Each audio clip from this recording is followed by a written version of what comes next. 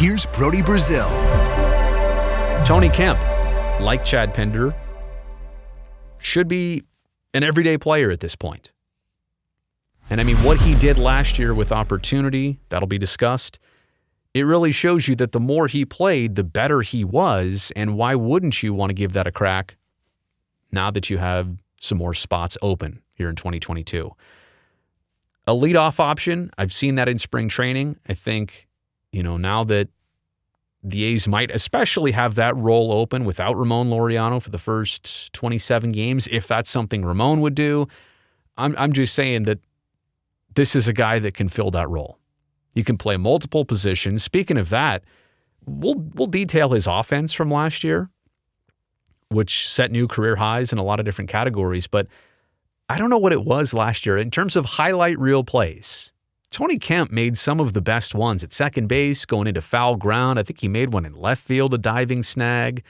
Was it a couple of years ago? Was it 2020 when he was doing all those matrix base running moves to evade tags? He's a highlight reel. And I'm pointing out the amazing catches here. And I don't know what that stands for. It doesn't show up on the back of a baseball card, but sure-handed. Let's state that at the very least. And the breakout he had in 2021, it's Chad Pinder-esque. Now, I mention that name because there's a player we've been familiar with for many years now in Oakland, and the fan perspective from a lot of fans has always been, why doesn't Chad Pinder play more? Because I like what I see, and if I saw more, he'd be a great asset to this team, an even bigger asset. And I feel like the exact same thing can be said about Tony Kemp in the smaller sample size, basically since the beginning of 2020, since we've gotten to know him. So I'm going to call it a breakout in 2021, got the most opportunity, had the best results. And oh yeah, since the end of last year, I talked to him about this in Arizona, he's become a dad. And like a lot of new dads, that changes your world, and it gives you dad strength, among many other things. I also put in here more swipes. I'm feeling like that's something that he might be capable of. The Oakland A's were stealing a lot of bases at the beginning of last year. And if you're going to have to be different this year in a little way, I don't know. Maybe that's something that he can bring to the table.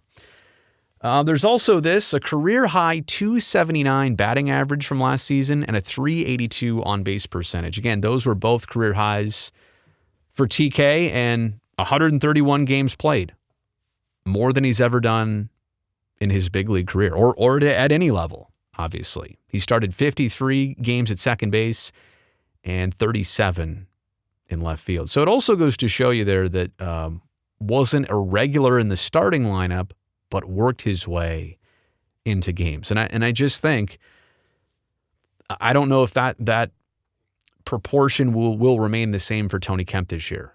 Probably starting a lot more games than coming into them like he was before. But a player with some pop, smaller frame, smaller size, big package though. Like what he can bring to the table for this team with the glove, little second base, little left field with the bat.